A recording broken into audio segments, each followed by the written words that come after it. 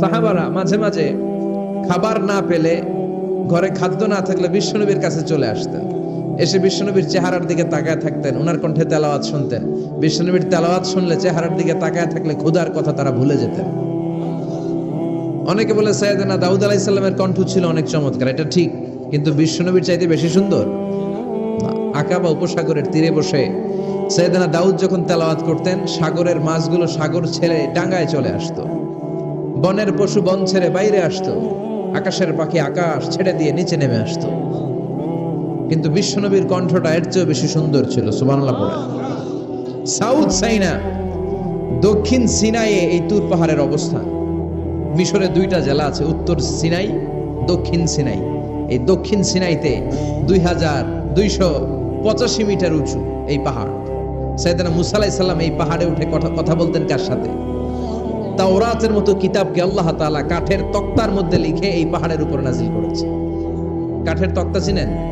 কাঠ দিয়ে মোটা মোটা তক্তা বানায় না? আল্লাহ নিজ হাতে তাওরাত লিখে এই কাঠের তক্তাগুলো সাইয়েদনা মুসা আলাইহিস সালামকে দিলেন, বললেন যাও, এটার মধ্যে হেদায়েত আছে, নূর আছে, বুরহান আছে, নিয়ে যাও, বনি ইসরাইলের কাছে দাওয়াতের বাণী পৌঁছে দাও, তুমি বার্তাবাহ, যাও। সাইয়েদনা মুসা আলাইহিস সালাম দেখলেন ছোট্ট ছোট্ট কিছু কাঠের ফলকার তক্তা, ভাবলেন কাঁধের মধ্যে তুলে নিয়ে যাই, এর চেয়েও কত ভারী ভারী জিনিস আমি মুসা কাঁধের মধ্যে তুলে বেড়াই। কিন্তু সাইয়েদনা মুসা আলাইহিস সালাম তক্তার মধ্যে হাত দিয়ে দেখে কাঁধে উঠাবে তো দূরের কথা, নাড়াতেই পারে না। সুবহানাল্লাহ পড়ে। কাঁধে উঠাবে তো দূরের কথা, কি করতে পারে না? নাড়াতেই পারে না। মুসা আলাইহিস সালাম ভাবলেন এদিক দিয়ে মনে হয় শক্ত, ওদিকে মনে হয় নরম, ওদিক দিয়ে ধরি, ওদিকে টান দেয়, ওদিকেও নড়ে না, মাঝখানে ধরে টান দেয়, নড়ে না। ঘটনা কি? এর চেয়ে কত বড় তক্তা কাঁধে লয়ে ঘুরি, আর এগুলো নড়ে না কেন? আল্লাহ জিব্রাইলরে বলেন না একটু হেল্প করতে? আল্লাহ বললেন যাও, তোমারে হেল্প করতে কইছে। মুসা আলাইহিস সালাম বললেন ভাই জিব্রাইল তুমি এদিক দিয়ে ধরো, আমি ওদিক দিয়ে ধরি। আমরা এরকম ধরে বলি না মারো টান হেইয়ো, এই দুইজনে হেইয়ো হেইয়ো শুরু করছে, কিন্তু তক্তা নড়ে না। মুসা আলাইহিস সালাম বললেন চলো পজিশন চেঞ্জ করি, তুমি এদিকে আমি ওদিকে, মারো টান আরো জোরে, কিন্তু তক্তা নড়ে না। মুসা আলাইহিস সালাম বললেন আল্লাহ জিব্রাইলের যে সঙ্গী ফেরেশতা 11 বলো না একটু হেল্প করতে। আল্লাহ বলে যাও হেল্প করে আসো। এবার সবাই মিলে মারো টান আরো জোরে, গায়ে যত জোর আছে। মুসা আলাইহিস সালাম তক্তা ধরে টান দিলেন, টানের চোটে প্রত্যেকটা লোমকূপ দিয়ে ঘাম বেরোতে শুরু করেছে। এক একটা টানে কোমরের রক ছিঁড়ে যাওয়ার অবস্থা, কিন্তু তক্তা নড়ে। আল্লাহ ডেকে বললেন মুসা রক ছিঁড়ার দরকার নাই, আর ঘেমে অস্থির আর ঘর্মাক্ত হওয়ার দরকার নাই। আসলে তক্তার এত ওজন না, কিন্তু তক্তার মধ্যে যে বাণীগুলো আছে, বাণীগুলো কার? এটা আমার বাণী রে মুসা, এগুলো আমার কথা, এগুলো আমার দেওয়া কিতাব, এগুলো সাধারণ দুনিয়ার বাণী নয়, সাধারণ কথা নয়। এই জিনিসটা বোঝাবার জন্য তক্তার ওজন আমি বাড়িয়ে দিয়েছি। এবার ফেরেশতার সাহায্যের দরকার নাই, নিজেই টান দাও, দেখবা উঠাতে পারবা। সাইয়েদনা মুসা আলাইহিস সালাম এখন দেখে টান দিয়ে কাঁধে নেওয়া যায়। সুবহানাল্লাহ পড়েন। এই যে তুর পাহাড় তিনি মুসা আলাইহিস সালামকে দিয়েছিলেন, যেই পাহাড়ের উপরে, পাহাড়টার নাম তুর পাহাড়। বিশ্বনবী মেরাজে যখন গিয়েছিলেন, সাইয়েদনা জিব্রাইল এই তুর পাহাড়ে বিশ্বনবীকে নামিয়ে বললেন অন্ধকার, ইয়া রাসূলুল্লাহ উদউল্লাহ, আল্লাহর কাছে দোয়া করেন। বিশ্বনবী বললেন জিব্রাইল দোয়া করলাম, কিন্তু কোন জায়গায় কোন পাহাড়ের উপরে আমার নামালা? আমি তো এলাকা চিনি না, পাহাড় চিনি না, কোন পাহাড় এটা? সাইয়েদনা জিব্রাইল বললেন নবী হাদিহি জাবাল মুসা তুরে সাইনা, এটা আপনার ভাই মুসার পাহাড়, তুর পাহাড়। সুবহানাল্লাহ। এটার চূড়ায় বিশ্বনবী দোয়া করেছেন। এবং ইয়াজুজ মাজুজের আক্রমণ থেকে বাঁচার জন্য ঈসা আলাইহিস সালাম কিয়ামতের আগে সব মুমিন বান্দাদেরকে নিয়ে তুর পাহাড়ের উপরে উঠবে। সুবহানাল্লাহ পড়েন। আমি নিজেই তুর পাহাড়ের উপরে উঠছি 2 বার জীবনে। আমি মিশরে ছিলাম তো, ওখানে আমি শিক্ষা সফরে 2 বার আমরা প্রায় তুরে সাইনাতে সফর করতাম। ঠান্ডা একটা এলাকা, মিশরে, পুরো মিশরে গরম, ওদিকে ঠান্ডা। 3 ধর্মের লোকদের জন্য এটা একটা তীর্থস্থান, সবাই যায়, ইহুদিরা যায়, খ্রিস্টানরা যায়, আমরাও যেতাম। মাঝরাতে তুর পাহাড়ে উঠতে হয়, ফজরের সময় পৌঁছতে হয়, আবার 7টা-8টার দিকে ব্যাক করতে হয়। 10টা-11টার পরে সূর্যের তাপে পাথরের পাহাড় এত গরম হয়, ওখানে কোনো মানুষ দাঁড়িয়ে থাকতে পারে না। আমরাও উঠতেছি কাঁধের মধ্যে ব্যাগ নিয়ে, খ্রিস্টানরাও উঠতেছে, ইহুদিরাও উঠতেছে। ওটার উপরে খ্রিস্টানদের একটা চার্চ আছে, গির্জা। ইহুদিদের আছে একটা ছোট্ট সিনাগগ। ইহুদিরা যে জায়গায় নামাজ পড়ে ওটার কি বলে? সিনাগগ। খ্রিস্টানরা যেটাতে নামাজ পড়ে ওটার বলে চার্চ, গির্জা। আর আমরা যেটাতে নামাজ পড়ি মসজিদ। আমাদেরও একটা মসজিদ আছে ছোট। ফজরের সময় উঠলাম, উঠে তাকিয়ে দেখি সূর্য কিরণে পুরো তুর পাহাড়ের সিলসিলাতুল জিবাল, পাহাড়ি রেঞ্জ ঝিকিমিকি আলোতে সূর্যের কিরণে চমৎকার এক আভা, রক্তিম আভা ধারণ করেছে। সবাই মিলে আল্লাহর কাছে দোয়া করলাম। এই তুর পাহাড়ের কসম কেটেছে কে? রব্বুল আলামিন বলেন, ওয়াত-তিনি ওয়াজ-যাইতুনি ওয়া তুরি সিনিনা ওয়া হাযাল বালাদিল আমিন। তিনের কসম, জাইতুনের কসম, তুর পাহাড়ের কসম, আর এই নিরাপদ শহরের কসম। এই নিরাপদ শহর দ্বারা উদ্দেশ্য হচ্ছে মক্কাতুল মুকাররমা। সাইয়েদনা আদম আলাইহিস সালামকে আল্লাহ বললেন, ওয়ালা তাকরাবা হাযিহিশ শাজারাতা ফাতাকুনা মিনাজ যালিমিন। ও আদম, তুমি আর হাওয়া মিলে জান্নাতে ঘুরো, জান্নাতে খাওয়া দাওয়া করো, যা মনে চায় করো, কিন্তু একটা নিষিদ্ধ গাছ আছে, ওই গাছের কাছে যাওয়া যাবে না। কার কথা? সব খাও, সব করো, কিন্তু নিষিদ্ধ গাছের কাছে যাওয়া যাবে না। আদম আলাইহিস সালাম শয়তানের ওয়াসওয়াসায় পড়ে ওই গাছের ফলই খেয়ে ফেললেন। ওয়ালাকাদ আহিদনা ইলা আদামা মিন ক্বাবলু ফানাসিয়া ওয়া লাম নাজিদ লাহু আজমা। আমি আদমকে স্পেশাল একটা অর্ডার করেছি, ওই অর্ডার আদম রক্ষা করতে পারে নাই। পারবে কেমন? আদম তো ভুলে গেছে। আদম আলাইহিস সালাম কি করছে? ভুলে গেছে। ভুল করে তিনি খেয়ে ফেললেন। শয়তানের ওয়াসওয়াসায় পড়ে শুধু আদমই খান নাই, হাওয়াও খেলেন আলাইহিমাস সালাম। খাওয়ার সাথে সাথে ওনাদের জান্নাতের পোশাকগুলো খুলতে আরম্ভ করলো, নেকেড হতে শুরু করলেন। আদম আর হাওয়া দুইজনই কি হতে শুরু করলেন? উলঙ্গ হতে শুরু করলেন। গায়ের মধ্যে আর জামা নাই। সম্মানিত ভাইয়েরা, এখানে শিক্ষণীয় যে বিষয়টা সেটা হচ্ছে শয়তানের কাজ, শয়তানের মিশন জান্নাতেও যেটা ছিল দুনিয়াতেও এটা। শয়তানের মিশন হচ্ছে আদম জাত, বনি আদমের দেহ থেকে কেমন করে কাপড় খোলা যায়, নারীদেরকে কেমন করে উলঙ্গ করা যায়। জান্নাতে যেমনি আদম আর হাওয়া আলাইহিস সালামের কাপড় শয়তান খুলেছে, দুনিয়াতেও শয়তান আমাদেরকে অশ্লীল বানাতে চায়। চিল্লায় বলেন ঠিক কিনা? এজন্য আমার মায়েরা, আমার বোনেরা, যাদের কানে আমার মাইকের আওয়াজ যায়, খবরদার, শয়তানের এই ওয়াসওয়াসায় ফাঁদে পা দেয়া যাবে না। শয়তান চেয়েছে জান্নাতে কেমন করে মা হাওয়ার কাপড় খুলে ফেলা যায়, দুনিয়াতেও শয়তান চায় কেমন করে আপনাদেরকে নেকেড বানানো যায়। ঠিক কিনা? বাংলাদেশে নারীদের কাপড় এখন দেহের মধ্যে বাড়ছে নাকি কমছে? পোশাক আশাক নারীদের খাটো হতে শুরু করেছে। এটা শয়তানের মিশন। এজন্য মায়েরা, বোনেরা, খবরদার, পোশাককে ছোট করবেন না, খাটো করবেন না। হেজাব পরবেন। এই হেজাবকে ফরজ করেছে কে? এই হেজাব আপনার অধিকার। আপনার অধিকার আপনি বুঝে নেন। হেজাব আপনার অহংকার। এই হেজাব হচ্ছে আপনার আভিজাত্যের প্রতীক। চিল্লায় বলেন ঠিক কিনা? শয়তানের মিশন জান্নাতেও ছিল যেটা, দুনিয়াতেও এটা। পোশাক কি করে আলাদা করা যায়? কিন্তু দিনকে দিন পোশাক ছোট হতে শুরু করেছে। সাইয়েদনা আদম আলাইহিস সালাম, হাওয়া আলাইহিস সালাম জান্নাতের ভেতরে যখন উলঙ্গ হয়ে গেল, লজ্জাস্থান ঢাকার জন্য জান্নাতের বিভিন্ন গাছের দিকে দৌড়ায়। দৌড়িয়ে দৌড়িয়ে যেই গাছের পাতা দিয়ে তারা সেদিন লজ্জাস্থান ঢেকেছিল, ওই গাছের নাম ছিল তিন গাছ। কি গাছ? ওই তিনের কসম কোরআনে কেটেছে কে? সেজন্য আল্লাহ বললেন, ওয়াত-তিনি ওয়াজ-যাইতুনি ওয়া তুরি সিনিনা ওয়া হাযাল বালাদিল আমিন। সুবহানাল্লাহ পড়েন। তিনের কসম, জাইতুনের কসম। জাইতুন মানে জলপাই। এরপরে রব্বুল আলামিন বলেন, ওয়া তুরি সিনিন।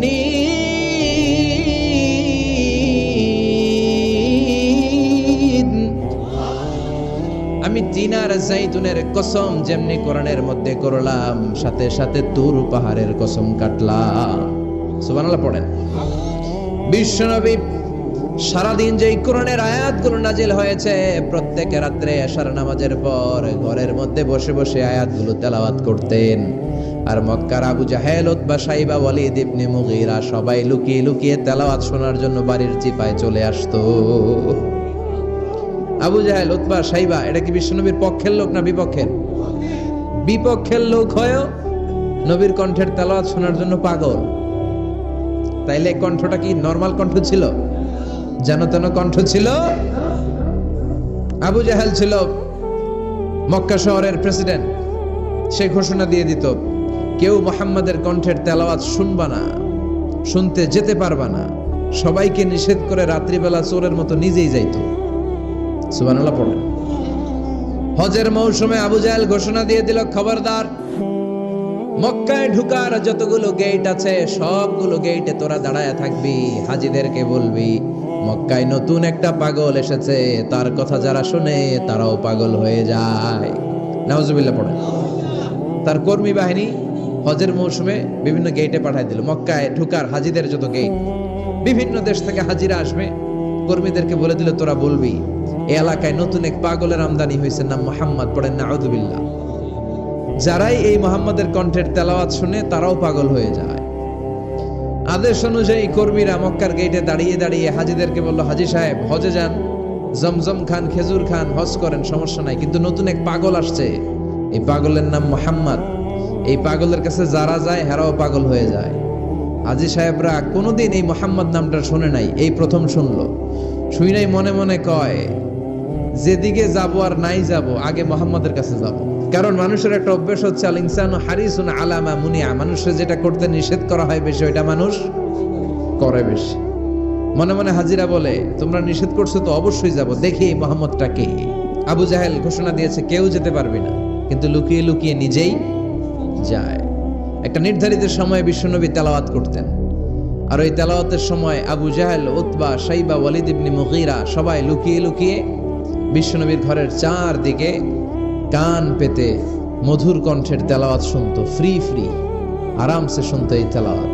বিশ্বনবীর তেলাওয়াত যখন শেষ হয়ে যেত, এরা ভাগলপুর দিত দৌড়, ফিরে যাওয়ার রাস্তা থাকতো একটা, দেখা হয়ে যেত। একজন আরেকজনকে দোষারোপ করতো। আবু জাহেল বলতো, কিরে তোরা আসলি কেন? ওরা বলে, তুই আইলি কেন? দিনের বেলা ভাষণ দেস মুহাম্মদের বিরুদ্ধে, রাত্রে বেলা চোরের মতো তুই আসিস কেন? একে অপরকে দোষারোপ করে। আবু জাহেল বলে, ঠিক আছে, কাল থেকে আমিও আসবো না, তোরাও আসবি না, চল আমরা শপথ নেই যে কেউ আসবো না, দস্তখত দে, সিগনেচার দে, যেই আসবে তার মাথার চুল কামিয়ে আলকাতরা মেখে মক্কার বাজারে ঘুরিয়ে ঘুরিয়ে অপমান করা হবে। সবাই রাজি। আবু জাহেল বলে, দে, রাজি হইলে সিগনেচার দে। সবাইকে আবু জাহেল, তুই না তা তুই আগে দে। আবু জাহেল 1 নাম্বার, নাম্বার 2 উতবা, নাম্বার 3 শাইবা, সবাই সিগনেচার। কালকে কেউ যাবে না, কেউ যাবে না। দিন গড়িয়ে রাত আসে, বিশ্বনবীর যখন তেলাওয়াত করার টাইম, ওই টাইমে আবু জাহেলের তেলাওয়াত শোনার প্যারা উঠছে। আবু জাহেলেরও প্যারা উঠছে, তেলাওয়াত শোনার প্যারা। টসিং এন্ড টার্নিং, বিছানায় এপাশ ওপাশ করে, আর মনে মনে ভাবে, হায় রে, আর তো সময় নাই, এই তো শুরু হয়ে যাবে একটু পরে মুহাম্মাদের তেলাওয়াত, না গেলে তো বড্ড মিস হয়ে যাবে। যাই যাই, আজকে যেরকম দস্তখত নিছি আর ধমক দিছি, কেউ যাবে না, আমি নিশ্চিত কেউ যাবে না, আমি একটু যাই। উতবা, শাইবা, ওয়ালিদ ইবনে মুগীরা প্রত্যেকেই প্রত্যেকের ঘর থেকে এই একই কথা ভাবছে যে আজকে তো যেই থ্রেড দিছে আবু জাহিল্লাই, আজকে কেউ যাবে না, আমি একটু যাই। সুবহানাল্লাহ পড়ো। আজকেও সবগুলো যে হাজির। বিশ্বনবী মন্ত্রমুগ্ধ করা সুরের ঝংকার তুলে তেলাওয়াত করছেন, আর সবগুলো মন্ত্রে মুগ্ধের মতো তেলাওয়াত শুনছে। বিশ্বনবীর তেলাওয়াত শেষ, সব দিছে দৌড়। ফিরে যাওয়ার রাস্তা কয়টা? আজকেও দেখা। আবু জাহেল কয়, কিরে তোরা আইলি কেন? সবাইকে আবু জাহেল, তুই আইলি কেন? একে অপরকে দোষারোপ করে। এই ঘটনাটা শোনানোর উদ্দেশ্য হচ্ছে, বিশ্বনবীর কণ্ঠটা যেন তেন কোনো কণ্ঠ ছিল না, এই কণ্ঠে সুরের ঝংকার ছিল, ঠিক কিনা?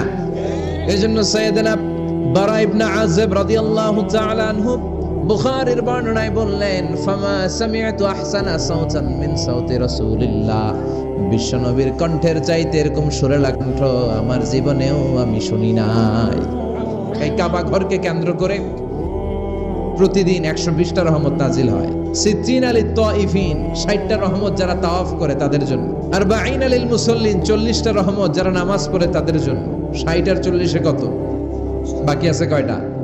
ওয়াল 20 লিন নাযিরিনা ইলাল কাবা, বাকি 20টা রহমত যারা তাওয়াফও করে না, নামাজও পড়ে না, শুধু কাবার দিকে তাকিয়ে থাকে। সুবহানাল্লাহ পড়েন। আবার কাবার 4টা কর্নার আছে, একটা কর্নারের ভেতরে একটা পাথর আছে, এটাকে বলে ব্ল্যাক স্টোন কর্নার, হাজরে আসওয়াদের পাথর। এই পাথরে যেই চুমো দেয়, পাথর ওই চুমোদানকারীর জীবনের সব গুনাহ টেনে শুষে সব নিয়ে যায়। কিয়ামতের দিন আল্লাহ হাজরে আসওয়াদের 2টা ঠোঁট দিবেন, 2টা চোখ দিবেন, আর দাঁড় করিয়ে দিবেন। আল্লাহর সামনে দাঁড়িয়ে দাঁড়িয়ে হাজরে আসওয়াদ সুপারিশ করবে, আল্লাহর কাছে বলবে, আল্লাহ এই লোকটা আমারে চুমু দিয়েছে, তার জন্য জাহান্নামের আগুন হারাম করে দাও। এই হাজরে আসওয়াদ পাথরের জন্য আমরা চুমু দিতে পারি, আল্লাহ তৌফিক দাও। এটার মাঝখানে একটা ঘর আছে, আল কাবা আল মুশাররাফা। লক্ষ লক্ষ মানুষ এই কাবা কেন্দ্রিক প্রতিদিন ছুটতে থাকে। আল্লাহ বলেছেন এটা মাসাবাতান লিন্নাস, মানুষের মিলন কেন্দ্র। লক্ষ লক্ষ মানুষ এই কাবাকে ঘিরে নামাজ পড়ে। প্রতিটা জুমার দিন 10 লাখেরও মোর দেন 1 মিলিয়ন মুসল্লি কাবার চারদিকে জুমার সালাত আদায় করে সুবহানাল্লাহ পড়েন। আজান হওয়া মাত্রই মৌমাছির মতো মানুষগুলো ছুটতে থাকে। কাবার আজান শুনেছেন? কি সুরেলা আজান কাবার আজান। আজান হতে দেরি, আজান হতে দেরি। যদি 20-30 তলা হোটেলের কোনো ছাদ থেকে আপনি খেয়াল করেন, দেখবেন মৌমাছির মতো ডানে বায়ে সামনে পেছনে চারিদিক থেকে শারে আল হিজরা দিয়ে, শারে আজিয়াদ রোড দিয়ে, গাজ্জা দিয়ে, জারওয়াল দিয়ে, মেসফালা দিয়ে, ইব্রাহিম খালিলি দিয়ে মানুষগুলো কাবার দিকে ঢুকতে শুরু করেছে, ঠিক কিনা? আবার বিষ্ণু বলতেন, মক্কা তো হাব্বুল বিলাদ ইলাইয়া, মক্কা শহর আমার কাছে সব চাইতে প্রিয় শহর। লাউলা উখরিজিতু লামা খারাজতু, মক্কার কুরাইশরা কাফেররা যদি এই শহর থেকে জোর করে আমারে বের করে না দিত, আমি কোনোদিন মক্কা ছেড়ে দূরে যেতাম না। সুবহানাল্লাহ পড়ে। বিশ্বনবীর জন্মস্থান এই শহর, যেখানে বিশ্বনবী জন্মেছেন ওইখানে আছে মাকতাবা, লাইব্রেরি। বিশ্বনবীর জন্মস্থানের ঠিক পাশেই আবু জাহেলের জন্মস্থান। ওইখানে কি আছে জানেন? হাম্মাম, হাম্মাম আবি জাহাল। বাঙালি হাজিদের বুক ভরা ঘৃণা তার জন্য। বাঙালি হাজিরা বলে, আবু জাহিল্লার টয়লেট কই, যাইয়া সব ভরাই দিয়ে আসো। জেদ্দাতে নেমেই খুঁজতে আরম্ভ করে, আবু জাহিল্লার টয়লেট কই। সবাই বলে, এই না জেদ্দায় আসলেন, মক্কা তো আর 80 কিলো দূরে, আপনি যাবেন, ওমরা করবেন, বিশ্রাম নেবেন হোটেলে, এরপরে জিয়ারা যখন করায় তখন ওখানে নেয়। কিন্তু নাইম্মাই কই আবু জাহিল্লার টয়লেট কই। কি ক্ষোভ তার প্রতি, না? কি ক্ষোভ আর ঘৃণা। আর বিশ্বনবীর জন্য অন্তর ভরা ভালোবাসা আছে না নাই? সে আল্লাহ ডেকে বললেন, গোলামুদ্দিনি ওয়াজ-জাইতুনি ওয়া তুরি সিনিন ওয়া হাযাল বালাদিল আমিন। 3 ফলের কসম, জাইতুনের কসম, তুর পাহাড়ের কসম, বিশ্বনবীর জন্মস্থান মক্কাতুল মুকাররমার কসম। 4টা জিনিসের কসম কেটেছে কে? আল্লাহ। 4টা জিনিসের কসম কেটে আল্লাহ একটা কথা বলবেন, ওই কথাটার গুরুত্ব বেশি না কম? লাকাদ খালাকনাল ইনসানা ফি আহসানি তাকওয়িম। সবাই পড়েন, লাকাদ খালাকনাল ইনসানা ফি আহসানি তাকওয়িম। নিশ্চয় আমি মানুষের চেহারাটারে, আকৃতিটারে বড্ড চমৎকার আকৃতি দিয়ে তৈরি করেছি। সুবহানাল্লাহ। মানুষের মতো কোনো সুন্দর প্রাণী পৃথিবীতে নাই, আছে? গরু দেখবেন সবগুলোর চেহারা একরকম। কুকুরের অলমোস্ট সব কুকুরের কেন্দ্রীয় চেহারা এক, সব ছাগলের কেন্দ্রীয় চেহারা এক, কিন্তু একটা মানুষের সাথে আরেকটা মানুষের চেহারা মিলে। আমার সাথে হুজুরের চেহারার মিল আছে, হুজুরের সাথে ভাইয়ের, ভাইয়ের সাথে আপনার। 700 কোটি মানুষ নাকি পৃথিবীতে এখন আছে। এই 700 কোটির সাথে একটার লগে আরেকটার মিলে কত 700 কোটি ময়রা কবরে ভূত হয়ে রয়েছে, একটার সাথে আরেকটার মিল ছিল। আরো কত 700 কোটি যে কিয়ামতের আগে আসবে, একজনের সাথে আরেকজনের চেহারার কোনো মিল খাবে? এরপর আপনি হিউম্যান অ্যানাটমি নিয়ে গবেষণা করেন, পায়ের পাতা থেকে শুরু করে মাথার তালু পর্যন্ত একটার পর একটা অঙ্গ এমন ভাবে আল্লাহ তৈরি করেছে, পৃথিবীর কোন ডিজাইনারের কোন ডিজাইন দ্বারা এটাকে মাপজোক আর পরিমাপ করা সম্ভব না। চিল্লায় বলেন ঠিক কিনা? এজন্য আল্লাহ বললেন, লাকাদ খালাকনাল ইনসানা ফি আহসানি তাকওয়িম। মানুষকে চমৎকার আকৃতি দিয়ে তৈরি করেছে কে? আমাদের যেই অঙ্গটা ঠিক যেখানে বসানো দরকার, ঠিক সেই অঙ্গটা আল্লাহ তাআলা ওইখানেই বসিয়েছে, ঠিক কিনা? আল্লাহর সৃষ্টির মধ্যে কোনো খুঁত ধরার, ভুল ধরার ক্ষমতা কারো আছে? এক লোক বট গাছের তলায় বসে বিশ্রাম নিচ্ছে, আর বট ফল দেখে অবাক যে এত মোটা বট গাছ, ফলগুলো এত ছোট। বট ফল ছোট হয় না নাকি এত বড়? আর পাশেই ছিল কুমড়া গাছ, লাউ গাছ। আল্লাহরে গালে দিতেছে, আল্লাহর কি রুচি! চিকন চিকন কুমড়া গাছ, চিকন চিকন লাউ গাছ, এত বড় ফল, আর ইয়া মোটা বট গাছ, এতটুকু ফল। আল্লাহর গালি দিতে দিতে ঘুমায় গেছে। আল্লাহরে গালি মারতে মারতে কখন যে ঘুমায় গেছে নিজেও জানেন। হঠাৎ একটা বট ফল পড়ছে একেবারে নাকে, লাফ দিয়ে উঠেছে। উঠে দেখে নাক দিয়ে রক্ত বেরোচ্ছে, ব্লিডিং। নাকের রক্ত মুছে আর পড়তে আরম্ভ করছে আলহামদুলিল্লাহ। কি পড়ে? মনে মনে কয়, আল্লাহরে কেন গালি দিলাম? ওই কুমড়া যদি এইখানে হইতো, ওই লাউ যদি এটার উপরে হতো, কুমড়া যদি একটা নাকের উপরে পড়তো, আমি নিজেই কুমড়া হয়ে যাইতাম। ঠিক কি না? সুবহানাল্লাহ পড়েন। মা খালাকতা হাযা বাতিলা। এমনি এমনি আল্লাহ কিছু বানায় নাই, যেখানে যেটা যতটুকু দরকার সেটা করে দিয়েছে কে? চোখ যেখানে থাকা দরকার চোখ দিছে কে? নাক যেখানে দরকার নাক দিছে কে?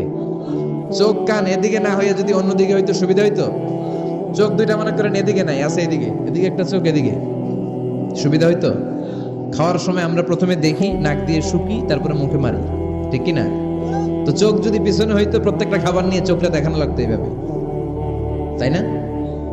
নাকও যদি এইখানে না হয়ে এদিকে নাকটা হইতো, খাবার নিয়ে ঘ্রাণ শুকতে চাইলে পেছনে নিয়ে। দেখেন কি সেটিং। চোখ যদি এইখানে না থেকে মাত্র 2 ইঞ্চি উপরে যদি আল্লাহ দিত, এদিকে একটা চোখ এদিকে একটা চোখ, সেজদা দিতে পারতেন? চোখ বন্ধ করে সেজদা দেওয়া লাগতো, ঠিক কিনা? যেখানে যেটা যেভাবে দরকার দিয়ে দিয়েছে কে? আবার এখানে এয়ার ক্যানেল দিলেন। অনেকে কয় এগুলা দিছে কেন? এই ক্যানেল কিন্তু দরকার। ক্যানেল না থাকলে আপনার কথা ঢুকবে না, আপনি বুঝবেন না। অনেকের এই কানের ডিফেক্ট আছে, ডিফর্ম বেবি, এই রোগ নিয়ে জন্মাইছে, কানে মেশিন লাগানো লাগে, এই ক্যানেলের সমস্যা। এই ক্যানেল দিয়ে ঘুরে ঘুরে সাউন্ড ওয়েভ গুলো যায়, ফলে আমরা শুনতে পাই। এই ক্যানেল না থাকলে শুনতে পেতাম না। তার মানে মা খালাকতা হাযা বাতিলা, এমনি এমনি কিছু দেয় নাই। 206টা হাড্ডি দিয়ে আমাদের মানুষের দেহ, ছোট্ট হাড্ডিটা আল্লাহ দিয়ে দিছে এখানে। এটার ভিতরে একটা ড্রাম আছে, এটার বলে এয়ার ড্রাম। সাউন্ড ওয়েভ, শব্দ তরঙ্গ এয়ার ড্রামে নক করে, এরপরে outer air, middle air, inner air হয়ে ইলেকট্রিক্যাল সিগন্যালের মাধ্যমে যাই দেখে যায়, ব্রেনের সাথে কানেক্ট হতে হলে ইলেকট্রিক্যাল সিগন্যাল দিয়ে কানেক্ট হতে হয়। এই সাউন্ড ওয়েভ, শব্দ তরঙ্গগুলো ইলেকট্রিক্যাল সিগন্যাল দিয়ে ট্রান্সমিট হয়ে ব্রেনের হেয়ারিং নার্ভ, শুনবার যে স্নায়ু, ওইখানে নক করে। নক করা মাত্রই শব্দ তরঙ্গ আপনার শুনবার অনুভূতি জাগায়। এই সূক্ষ্মাতি সূক্ষ্ম কাজ কত ছোট্ট আর অল্প সময়ে করে দিচ্ছে কে? চোখ দিয়ে তাকানো মাত্রই দেখি কত রঙের রং দেখি। Human eyes can identify, can recognize more than 10 million colors. আমার কথা না, চক্ষু বিশেষজ্ঞদের কথা। মানুষের চক্ষু 10 মিলিয়নেরও বেশি রং, 1 মিলিয়নে 10 লাখ, 10 মিলিয়নে 1 কোটি, 1 কোটিরও বেশি ধরনের রং এই চোখ শনাক্ত করতে পারে। সাইজ মাত্র 2 মিলিমিটার। ছোট্ট এই চোখ দিয়ে এত কিছু দেখার সুযোগ দিয়েছে কে? এজন্য রব্বুল আলামিন বলেন, লাকাদ খালাকনাল ইনসানা ফি আহসানি তাকওয়িম। আমি মানুষকে সবচাইতে সুন্দর আকৃতিতে তৈরি করেছি। সুবহানাল্লাহ। আমরাই শুধু মাথা উঁচু করে দাঁড়াতে পারি, গরু এরকম মাথা উঁচু করে দাঁড়াতে পারে? গরুর মাথা নিচে, ছাগলের মাথা নিচে, সবার মাথা নিচে। মানুষই 2 পায়ে ভর করে শির দ্বারা, মানে স্পাইনাল কর্ডের উপর টান টান হয়ে মাথাটা উঁচু করে এইভাবে দাঁড়ায়। পৃথিবীতে একটাই সৃষ্টি, এজন্য আল্লাহ এই সৃষ্টির নাম দিয়েছে আশরাফুল। যে মাখলুকাতের কাছে নূরের ফেরেশতাও সেজদা দিতে বাধ্য হয়েছে, ঠিক কিনা? আশরাফুল মাখলুকাত বানালেন। এত বৈচিত্র্য মানুষকে আল্লাহ দিয়েছেন, বিবেক দিয়েছেন, আবেগ দিয়েছেন, বাক শক্তি, কথা বলার ক্ষমতা। কোন প্রাণীর আছে? সুবহানাল্লাহ কইবেন না? বিবেক দিয়েছেন, আবেগ দিয়েছেন, বাক শক্তি দিয়েছেন, উপলব্ধি করবার মতো ক্ষমতা দিয়েছেন। আশরাফুল মাখলুকাত বানিয়েছেন এই মানুষকে। এই মানুষের মধ্যে আল্লাহ অনেক ক্যাপাসিটি দিয়েছেন। আবার আল্লাহ বললেন, ওয়ামিন আয়াতিহি খালকুস সামাওয়াতি ওয়াল আরদি ওয়াখতিলাফু আলসিনাতিকুম ওয়া আলওয়ানিকুম ইন্না ফি যালিকা লাআয়াতিন লিল আলিমিন। আমার সৃষ্টির মধ্যে অসাধারণ সৃষ্টি, আকাশ এবং জমিন সৃষ্টি, গায়ের রঙের ভিন্নতা, ভাষার ভিন্নতা। সুবহানাল্লাহ। আমরা কোন ভাষায় কথা বলি? প্রথম মাগরিবের সালাত পড়ে আমি প্রথম নিগ্রো মানুষ আবিষ্কার করলাম। এর আগে কোনোদিন কালো মানুষ দেখি নাই। সালাম ফিরে ডানে দেখি এক নিগ্রো, বায়ে দেখি আরেক নিগ্রো। আমি মনে করছি কিরামান কাতিবিন। এই নিগ্রো দেখে আমি দিছি দৌড়। সবাই কয় দৌড়ান কেন? আমি বললাম এরা কারা? আমারে বলা হলো এরা আপনার বন্ধু। এরা কি? এই কালো লোক নাকি আমার বন্ধু। বললো 5 বছর এই নিগ্রোদের সাথে আপনার থাকতে হবে। 100টারও বেশি দেশের ছাত্র আমরা একসাথে থেকেছি। কারো ভাষা কেউ বোঝে না, কারো গায়ের রঙের সাথে কারো গায়ের রঙের মিল নাই। চিল্লায় বলেন সুবহানাল্লাহ। এজন্য রব্বুল আলামিন বললেন, লাকাদ খালাকনাল ইনসানা ফি আহসানি তাকওয়িম। আমি মানুষকে চমৎকার আকৃতিতে তৈরি করেছি। সুম্মা রাদাদনাহু আসফালা সাফিলিন, তারপর মানুষকে আমি আবার নিম্নমুখী করেছি। মানুষের সৌন্দর্যটা সব সময় থাকে না। এই যে যুবক অবস্থায় আমাদের কি সুন্দর চামড়া, কি সুন্দর দেহ, বয়স যখন 70-80 হবে এরকম থাকবে? কথা বলেন না। এই কালো দাড়িগুলো সাদা হয়ে যাবে, বয়সের ভারে মিজানুর রহমান আজহারি নুজ্জ হয়ে যাবে, লাঠি লাগবে তখন। তখন স্টেজে উঠবে, হায়াতে বাসায় থাকলে লাঠি নিয়ে উঠতে হবে। কথা কর। আমার নানা বাইরে দেখতাম গাড়িতে একটা লাঠি রাখতো, মরহুম পীর সাহেব গোলাম সাদেক সাঈদী, গাড়িতে সব সময় লাঠি। এই লাঠি নিয়ে গাড়ি থেকে বেরোতো, লাঠি দিয়ে সিঁড়ি বেয়ে উঠতো, মাঝে মাঝে আমরা ধরেও উঠাতাম। তো উনি কি এরকম ছিল না? একদিন ইয়াং তাগড়া যুবক, রং ধরা যৌবন, জং ধরে শেষ থাকে না। আসফালা সাফিলিন এর দুইটা তাফসীর, একটা হচ্ছে ইলা আরজালিল উমর, সব সময় মানুষ যুবক থাকে না, একটা সময় তারে বৃদ্ধ বানিয়ে দেয় কে? আবার আল্লাহ বুঝালেন মানুষ ভালো হলে অনেক ভালো হয়, খারাপ হলে অনেক খারাপ। মানুষ ভালো হলে ফেরেশতার চেয়ে ভালো, মানুষ খারাপ হলে পশুর চেয়েও খারাপ। কথা বলেন ঠিক কিনা? এক পশু আরেক পশুরে মারে না, এক পশু আরেক পশুরে হত্যা করে না, কিন্তু মানুষ মানুষে মারে কি মারে না? A lion never kills a lion, a dog never kills a dog, an elephant never kills an elephant. একটা হাতি একটা হাতিরে মারে না, কুকুর কুকুরে মারে না, কিন্তু মানুষ মানুষকে মারে কিনা? এজন্য আল্লাহ বললেন লাকাদ খালাকনাল ইনসানা ফি আহসানি তাকওয়িম সুম্মা রাদাদনাহু আসফালা সাফিলিন ইল্লাল্লাযীনা আমানু ওয়া আমিলুস সালিহাতি ফালাহুম আজরুন গায়রু মামনুন। দুই শ্রেণীর মানুষের এই বিপদ নাই, যারা ঈমান এনেছে, সৎ কর্ম করেছে। কার কথা? তবে ঈমানটা হতে হবে নির্ভেজাল। ওই ঈমানে শিরকের কোনো ছিটেফোঁটা থাকতে পারবে? তাহলে ওই ঈমান আপনারে মুক্তি দিবে। চিল্লায় বলেন ঠিক কিনা? ওয়া আমিলুস সালিহাত, নেক কাজ করে, সৎ কাজ করে, ফালাহুম আজরুন গায়রু মামনুন, তাদের জন্য এমন প্রতিদান আছে যেটা শেষ হবে না। আমাদের জন্য সবচেয়ে বড় প্রতিদান হচ্ছে জান্নাত। মুমিনের জন্য সবচেয়ে বড় পাওয়া হচ্ছে জান্নাত। চিৎকার করে বলতে হবে সবচেয়ে বড় প্রতিদান কি? তার মানে যারা ঈমান আনবে, নেক কাজ করবে, তাদের হারাবার কিছু নাই। চিল্লায় কোন ঠিক কিনা?